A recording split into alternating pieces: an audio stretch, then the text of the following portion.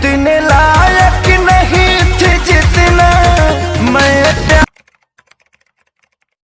मैं प्यार दे दिया।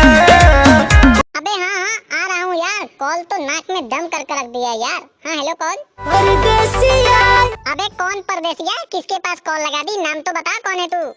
सच है प्रिया सब कहते हैं। अरे क्या सच है क्या कहते हैं? दिमाग मत खराब कर, नाम पूछ रहा हूँ, नाम बता, कौन है तू? मैंने तुझको दिल दे दिया।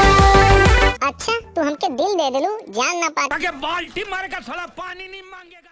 देखो नाम बताया मैं, आधा वीडियो तो निकल गई, कुछ बाकी इतने पर खत्म करी। वैसे बतावा क्या प्रॉब्लम बात होके? नदिया के पीछे का नदिया के बीच? अरे का भाई नदिया के बीच पूरा तो बतावा। अच्छा नदिया के बीच नैया डोले, हमारा तो समझ में के तू फंस के डोला तड़। वैसे हाँ आगे का भाई बतावा।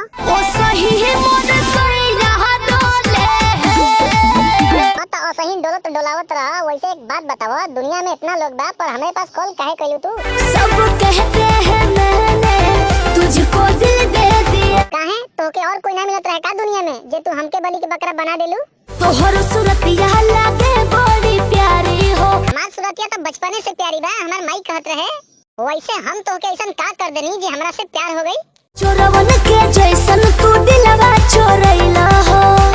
अच्छा तो तोहर दिल चुरा ले बानी, जरा बच के रहिया कहीं तोहरा ना चुरा ली। वैसे ही बतावा कहल का चाहता रू? कहां से मेहमान बन के जिंदगी में आइला हो। कहीं से ना रानी, बस बिहरिये से आई बानी। वैसे आप लोग कहां से वीडियो देखा तनी है जरूर कमेंट में बताइए जाए।